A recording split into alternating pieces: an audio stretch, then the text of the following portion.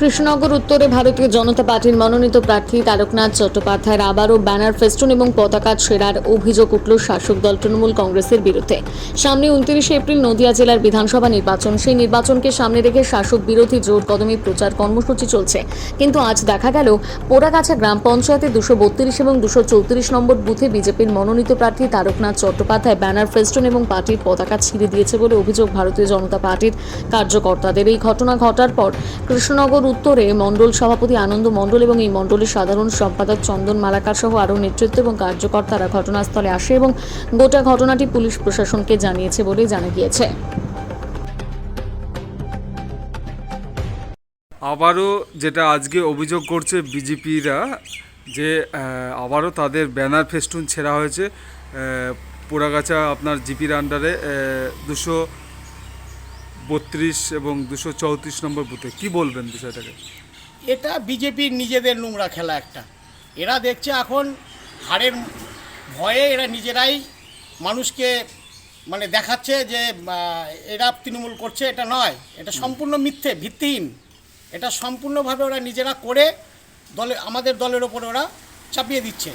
আমরা ওই নোংরা রাজনীতিতে কখনোই পছন্দ করি না, বা ওই নোংরা রাজনীতি আমরা করি না। আমাদের দল মমতা ব্যানার্জির দল, আমরা মানুষের পাশে থাকি, মানুষের কাজের জন্য আমরা আছি। আমরা নোংরা খেলা খেলি না কখনো। এটা সম্পূর্ণ ওরা দেখছে এই উত্তর বিধানসভা ওদের হাতছাড়া হয়ে যাবে, ওরা নিজেরাই মারামারি করে গণ্ডগোল করে ওরা এই কাজটা করছে। আপনার নাম? আমার নাম মনোজ বালো, আমি পোড়াগাছা অঞ্চলে তৃণমূল কংগ্রেসের অঞ্চল সভাপতি। আপনাদের আবার কি হয়েছে, কি অভিযোগ আপনাদের? আজকে আমাদের অভিযোগ বলতে আমাদের পোড়াগাছা পঞ্চায়েতে বিগত আজ 3-4 দিন ধরে একই জিনিস চলছে, যে পোস্টার ফ্ল্যাগ ব্যানারগুলো ছেঁড়া।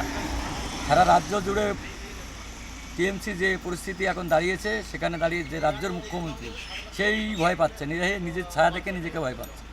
আজকে বিজেপির ভূতে ধরেছে মুখ্যমন্ত্রীকে, যার জন্য মুখ্যমন্ত্রীর নির্দেশে এই কাজগুলো চলছে, দলনেত্রীর নির্দেশে কাজগুলো চলছে।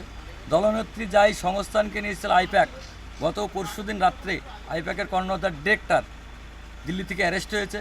দলটা একটা দিশাহারা পরিস্থিতি দাঁড়িয়ে আছে।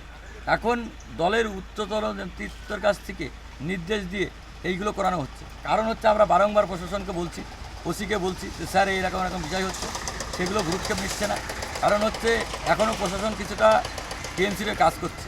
তা আমরা চাইছি যে আমাদের এই কৃষ্ণনগর উত্তর বিধানসভা এই করে কিছু করতে পারবে না। মানুষ আমাদের সাথে আছে, মানুষ আমাদেরকে ভোট দেবে আর জিতাবেই। আর রাজ্যে 26 সালে বিজেপি ক্ষমতা আসছে। আজকে যারা এগুলো করছে তাদের ফল কিন্তু ভবিষ্যতে ভালো হবে। আজকে আমাদের স্বরাষ্ট্রমন্ত্রী অমিত শাহ বলেই দিয়েছে, এদের সাথে কথা হবে 4 তারিখের পর। আমাদের বিজেপির লোকে করলে অনেক কিছু করতে পারে, আমরা কিন্তু সেটা করবো না। আমরা আইন প্রশাসন দেশের সংবিধানের উপর আস্থা রাখি, ঠিক আছে? এবার তার জন্য তো আমরা বলছি বারংবার প্রশাসনকে দেখতে, আমরা প্রশাসনের উপর ছেড়ে দিয়েছি যে কী করে, নালে আমাদের স্টেপ আমাদের নিতে হবে। আপনার নাম? আমার নাম হচ্ছে আনন্দ মণ্ডল, আমি কৃষ্ণনগর উত্তর বিধানসভার 3 নম্বর মণ্ডলে সভাপতি।